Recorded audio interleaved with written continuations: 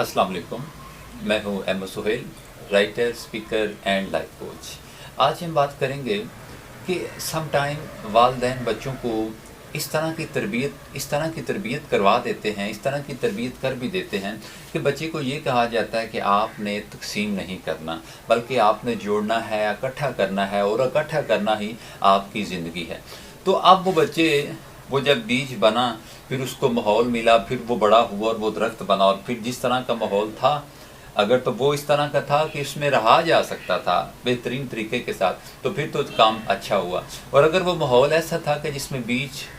पलने बढ़ने के काबिल तो था लेकिन कोई मुफीद नहीं था, यूँ कह लीजिए कि उसका जो फल था वो नाकाबिल इस्तेमाल था। सेम इस तरह कुछ वालिदैन अपने बच्चों की तरबियत इस तरह के माहौल में कर देते हैं कि फिर जब कल को उनके ऊपर वक्त आता है तो वो परेशान हो जाते हैं कि आखिर ऐसा क्यों है। यहाँ पे एक ऐसे वालिद का जिक्र करूँगा जिसने अपने बच्चों को ये सिखाया था कि बेटा तकसीम नहीं करना, खैरात नहीं करनी, किसी फ़कीर, किसी दरवेश, किसी जनाब मांगने वाले की मदद नहीं करनी, यानी कि किसी ज़रूरतमंद को आपने बिल्कुल भी उसकी ज़रूरत पूरी करने के बारे में सोचना भी नहीं। तो अब क्या होता है कि जब वालिद मोहतरम ने इस तरह की तरबियत की, 4 बच्चों की तरबियत इस तरह की हुई थी, फिर वो बड़े हुए और मुआशरे के अंदर 4 कंजूसों का इजाफा हो गया, 4 ऐसे लोगों का इजाफा हो गया जो मुट्ठी बंद लोग थे। मैं मुर्शिद करीम फरमाते हैं कि जो कंजूस है, कंजूस का जो माल है वो ज़मीन से तभी बाहर निकलता है जब वो ज़मीन के अंदर खुद जाता है। मीन कि जब वो मरता है तो उसने जो कुछ जोड़ा होता है फिर वो बाहर आ जाता है।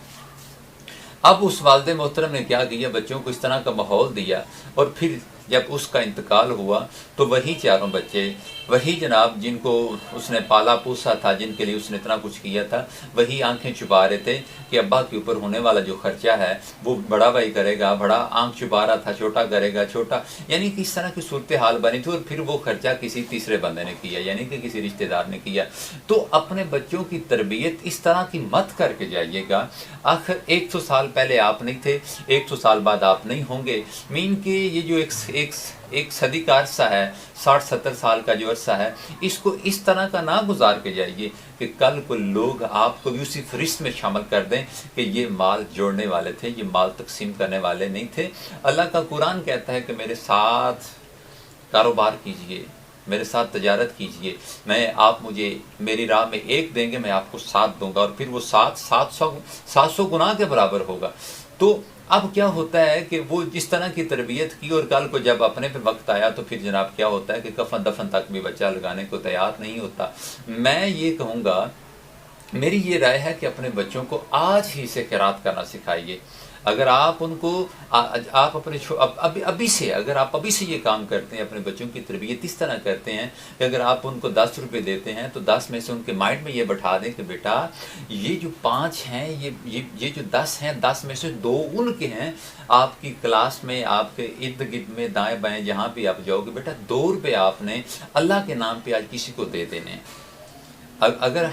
ये तरबियत होगी, बच्चे को छोटी उम्र में तकसीम करना सिखाया जाएगा, मैं गारंटी देता हूँ इस बात की कि मैंने आज तक किसी सखी इंसान को मफलूकुल हाल होते नहीं देखा।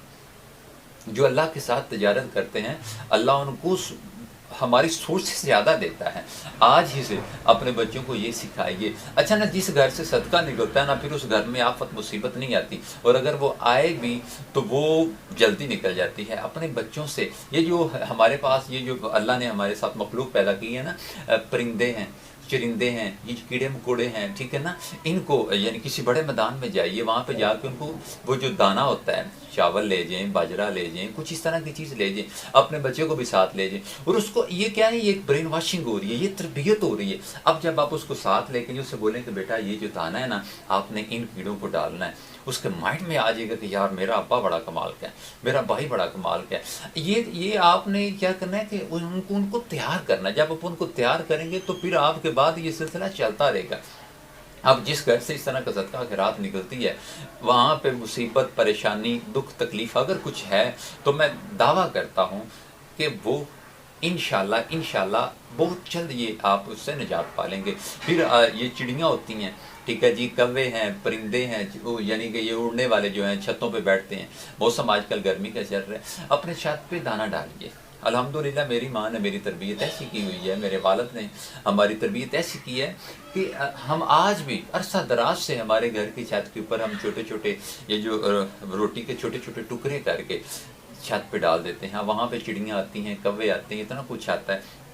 تو ہمارے گھر سے صدقہ نکلتا رہتا ہے، اور اللہ کا شکر ہے کہ آج ہم خوشحالی کی زندگی گزار رہے ہیں۔ اللہ کریم کا کروڑہ بار شکر ہے کہ اگر میں اس بات کا ذکر کروں کہ اللہ نے ہم کو کس کس چیز سے نوازا ہے تو شاید وقت ختم ہو جائے، لیکن وہ نوازشات مالک کی ختم نہ ہوں، اور یہ سب اس بات کا یہ اس وجہ سے ہے کہ ہماری تربیت اس طرح کی ہے، ہمارے والدین کی تربیت اس طرح کی تھی کہ بیٹا آپ نے جوڑنا بھی ہے، ساتھ میں تقسیم بھی کرنا ہے، اپنے لیے بھی رکھیں اور اپنے ساتھ پیدا ہونے والے، اپنے ارد گرد، اپنے آس پاس رہنے والوں کے لیے بھی رکھیں۔ اور مالک کا شکر ہے کہ آج عطاؤں کی جناب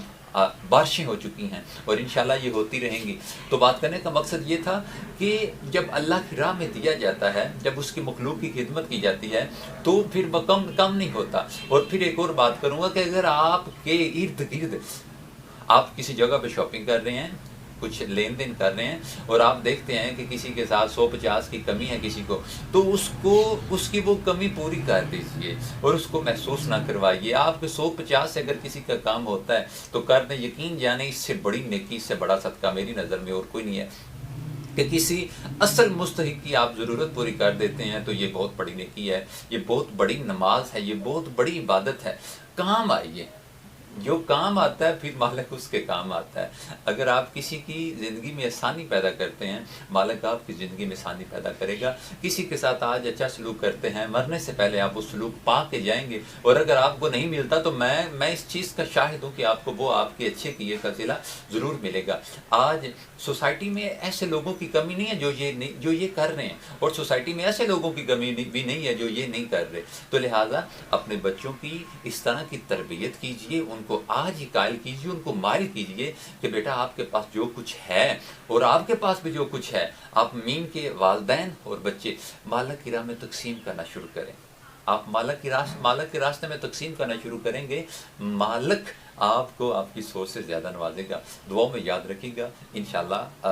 اسی طرح ہم بات کرتے رہیں گے۔ اگر بات پسند آئے تو ضرور آگے شیئر کیجئے، اور مزید ویڈیوز دیکھنے کے لیے، آپ مزید آڈیوز جو ہے نا وہ میرے لیکچر سننے کے لیے میرے گروپس ہیں، آپ ان کو جوائن کیجئے۔ آڈیو مسٹر احمد سہیل کے نام پہ تقریباً 4 سے 5 گروپ ایکٹیو ہیں، اور اس میں تھوڑے لوگوں کی مزید ضرورت ہے۔ تو میں چاہتا ہوں کہ زیادہ سے زیادہ پازیٹیوٹی کو سننے کے لیے، پازیٹیو لوگوں کے ساتھ اٹیچ رہنے کے لیے آپ ہمارے گروپس کا حصہ بنیے۔